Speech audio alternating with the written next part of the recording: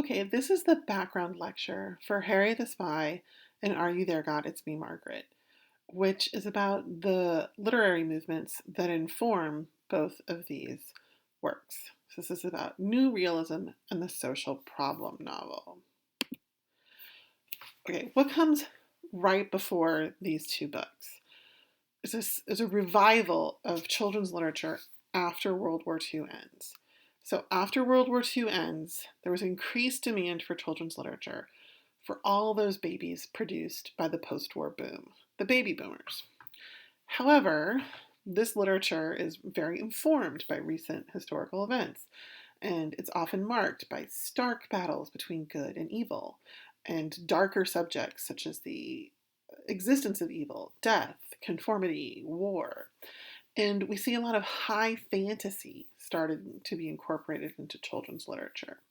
These works are not very realistic in their portrayal of everyday life.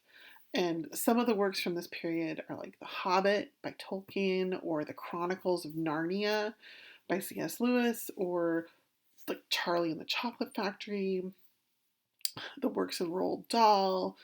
This is what comes right before. Okay, so in the 1960s, we get the New Realism, which says that works should depict everyday life for children. However, we recognize not every reader will identify with every story. The events in the story should be events that could realistically happen in real life. And realistic fiction should not take us back in time or open up an imaginary world. The setting has to be realistic in terms of time and place. And when we think about time, we think about basically within 20 years of when the book is published is considered in the same time. And adults do not necessarily make the world better or safer for children. Children have to learn how the world works for themselves and adapt to it. Children often essentially parrot themselves in these novels. Harriet the Spy, which is published in 1964, is one of the first contemporary realist works of children's literature. And you can see from reading this novel, childhood is not a time of innocence or magical play for Harriet or the other children in the novel. There's bullying, there's disobedience, there's lying, revenge. Harriet is a completely different kind of character. Other works in this genre that you may have heard of or read: The Mixed Up Files of Mrs. Basil E. Frankweiler, The Chocolate War by Robert Cormier, Catherine Patterson's Bridge to Terabithia, almost anything that Catherine Patterson writes. Like if you read The Great Gilly Hopkins, would be considered this kind of new realism. But these are realistic works of fiction focused on things that could happen in children's everyday lives. Coming out of the new realism is the social problem novel. And this appears in the late 1960s, early 1970s, and we still have it today. Sometimes just called a problem novel, these books use realism to portray an adolescent's encounter with a social or personal problem. The problem is usually essential to the plot. They often depict subjects that were previously thought unsuitable for children: abuse, divorce, violence, drugs, rape. Parents often either neglect children in these novels or let them down in some way. Problem novels really took off in the 1970s and reflected many of the changes going on in American society. Problem novels are often criticized for their content, that they're controversial, but they are also often criticized for their style. They're sometimes seen as poorly written, trite, shallow. Sometimes people compare these to like movies of the week. This is a quotation from an author called Gail Murray, talking about problem novels.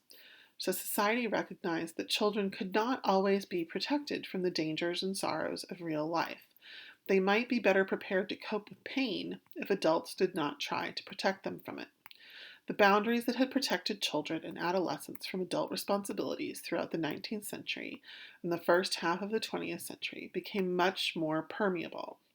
Such previously defined adult issues as sexuality and suffering entered the realm of childhood. And you can recognize this kind of philosophy in some of the white paper on young adult literature, right? Which is that it's you can confront reality within the pages of a book, and that children do not need to be protected from reality. So, some key works of the social problem novel. The first social problem novel most of you have probably read. It's S.E. Hinton's The Outsiders, which dealt with gang violence, 1967. Paul Zindel writes a lot of very popular works for young adults in the late 60s, early 70s. Judy Blume writes Are You There, God? It's Me, Margaret in 1970. The problem there is puberty. She writes Forever in 1975, which is about sex. Richard Peck writes Are You in the House Alone?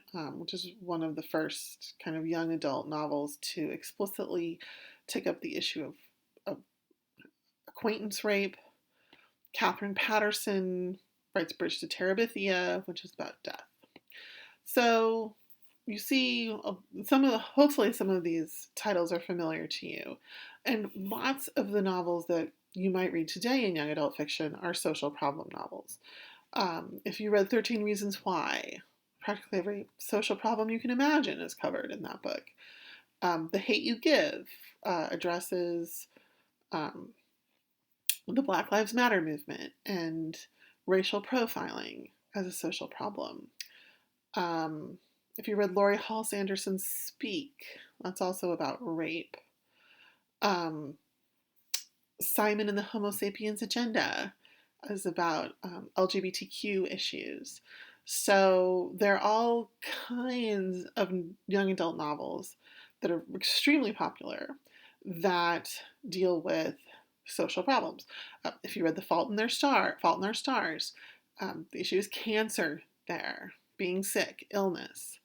So a lot of the novels aimed at young adults or children, and they're not adults yet, not until they're 18, in our culture are about these social problems. So they're still really popular. I hope this gives you some good background for the novels that you are reading. Thanks.